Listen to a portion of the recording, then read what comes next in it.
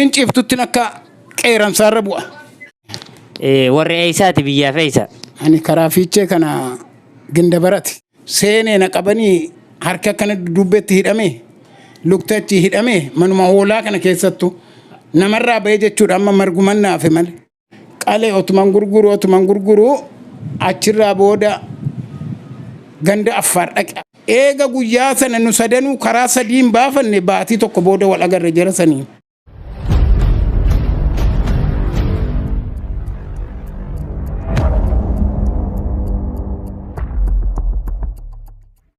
Hayya ammas akkuma madura baleeyyan keenya adda addaa finne warroottan umrii isaa 150 khaniif 100 fi maali isin barsiisaa turre ammallee keessummaa haariyaa qabna isaa wal isin barsiifna galatooma laala obboleeyyan keenya kan biyya biraa jirtan illee laaluu ni dandeessan jechuuf jenne amma gara obboleessa keenyaatti isin dabarsa obboleessa keenya dhiifama wajji maqaan keenya mee jalqaba. Maqaan koo Dabalaa Tufaa jedhama. Dabalaa Tufaati. Warri eessaati biyyaa fe'isa? Ani karaa fiichee kana ginda barate. Dabarati hayyee galatoomi akkuma san walitti dadhaabnee gaafii takka kaasi gaggaafachuu feena mee maal dalaguu turte biyyarraa kaatee haalaata jireenya biyya keetirraa ka'uu fi karaa kanaa hundinuu ibsuu ni dandeessaa biyya buutii faa keessa? Akka gaariitti. Maal faamee hojiin tee maali inni gizee eessa turte maal dalaydi? An biyyatti indaanqoo fi buuphaan nagada. Hojiiteeti jechuudha? Hayyee amma wanni irra jirtu maali eegas boodoo yeroo sandiraa deema? Mootummaa abbaa hirree qabeenyaa kiyya hunda fudhatee lafa sinirraa fudhannaan akkas gaggara galeetiin karaa Soomaalee Jabuutii kana gasseene. Karaa Jabuutii moo karaa kaanii? Jabuutii. Hojii maal hojjettere? Hojii asumaaf achii deemee dhabeetiin sana booda billaa habbaa lama bitadheetuman re'ee ormaatti bobbahe. Maal jechuudha? Billaa waggaa jettu maali? Habilee. Maaliin dalee? Halkan bakkuma siin ciiftutti re'ee ormaa kana qaqqalee dura hoteelaa wal ta'eetiin. Ayiwaa. Akkasitti meeqaan irraa fudhattanii? Habbaa takka jechuun. Habbaa tokko. Hayyee. Yeroo naan jedhan anamma naa bariite duraan dalagaa dhabee beeki rafuuttiin jira. Hayyee. Akkasitti re'ee kana ciciibsuutti fufee gaafa re'ee 4 gurguradhu qaamni hundina hoowwe. Re'ee bittee gurgurtamoo akkaataan maallaqa re'ee itti bittu akkami? Kanuma ala galti re'een achitti. Jabuutitti. Ala galti dirree kana namnis ala gala irra guddaan. Hayyee. Reettiinis ala galti. An sa'aa akka lakkoofsa biyya keenyaa sa'aa 3 booda ganduma re'een sooka keessa deeme. Re'ee tan akkami qaqqabda gaaree? Akkuma siin ciiftutti akka qeeransaarra bu'a. Asiifachiin jedhu namman ofirraa ilaala malee. Wanti kun birriidha. Maallaqa. Dalagaaf hin bahe. Hayyee. Akkasitti re'ee kana otuman qalee jedhu guyyaa tokko na qaban. Mootummaan moo hawaasni? Maamit abbaan hoolaa. Abbaan hoolaan na qabe.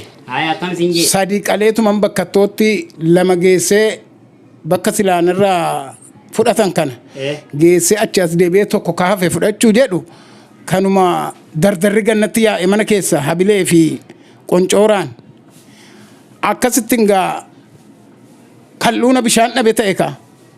Maal hojjette dubee eegas booda gaa dubbiin jabduudha fakkaatti gidee sigayyaa. Akka isaanii seene. Hayyee. Seenee na qabanii harka kana dubbetti hidhame luktachi hidhame manuma hoolaa kana keessattu namarraa ba'ee jechuudha amma marguman naafe malee. Nama hoolaa keessa naqan? Hoolaa keessa na naqan warra lubbuun hafe sana keessa. Hayyee. Akkasitti luka diriirfadhu jedhanii nin diriirfadhe akkuma gaafa du'aa sana gaa. Seedan. Na hidhanii hoolaan jedha as garagalee namarra fincaa maal re'een lafan arguu hoolaan lafan arguun jedha akkuma xabala maaramiin dhiqataa bule. Nama kan maqaamni waan biraan ta'e achi ganna baasanii na tumuuf hin jedha garuu waaqayyo na laaffisee qoonqoo sinatti kennanii dhiqadhu jedhanii waaqayyo ati nama diina keenya nutti si erge moo sumatu beela'ee dheebotee dhufe jennaan lakkisaa beela'ee dheebotee dhufe namni na ergen jiru an diina keessan hin beeku afaanis wal hin beeknu an beela'eetuman dhufe jennaan kalaasaadhaa qabne sii dhibne waaqayyo sii hadhiisu karaa kanan deebiin jedhanii 15,000 biyya sanaanitti kennanii na geggeessan. Eegas boodoore. Gaafa guyyaa 3 an achuma deebi'e. Allah. Qalee ammasu. Hayyee. Qalee otuman gurguru achirraa booda ganda Affaar jedhanii lammii tokko jira bar. Jabuutii irratti aananii isaanii jira. Amma ganda Affaar kana yeroo naqee re'ee duraan irraa qaleera hedduu.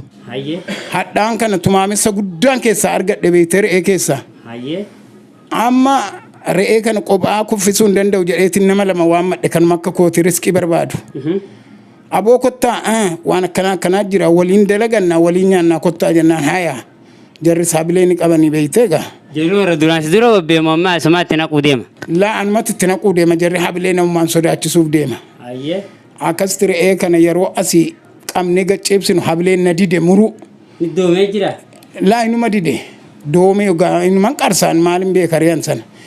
Akkasitti booda habilee naa jijjiiraa jedheetiin habilee biraarra keenyaan afaan Affaar dubbatu kanaan kataayikaa jedheetum ol ka'e jechuudha re'een nama ta'e. Nama ta'e ol ka'e. Eega guyyaa sana nu sadanuu karaa sadiin baafanne baatii tokko booda wal agarre jara sanii. Bakka sanii yaatan jechuudha. Maal yaa'uun isa kam yaa'uun nagaa deemnee yaane bar fiigissaan anis asiin kaanis asiin akkasi facaane jechuudha.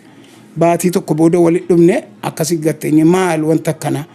Hojii hojjechuuf walitti dhuftamoo waan kanarraa balaaleffachuuf walitti dhuftamoo wanni walitti dhuftaniif maali? Akkuma duraan magaalaa keessatti wal agarru sana wal agarre ka ammas. Maal wanti gaafa san nu quunname yaa bu'an hin beeku waaqayyo haa beeku hin jenneere anis. Akkasitti waan sana ati beekaatumatti nu naqxe malee sun waan sumarraa dhufe malee lakki isaanirraa hin dhumne an durumaan riskii akkasiin barbaaddadha waaqayyo man nutti erge malee hin jenneere anis. Achi booda jiruunis achi natti jajjabaatte amma gara Yaman kanatti as bahe.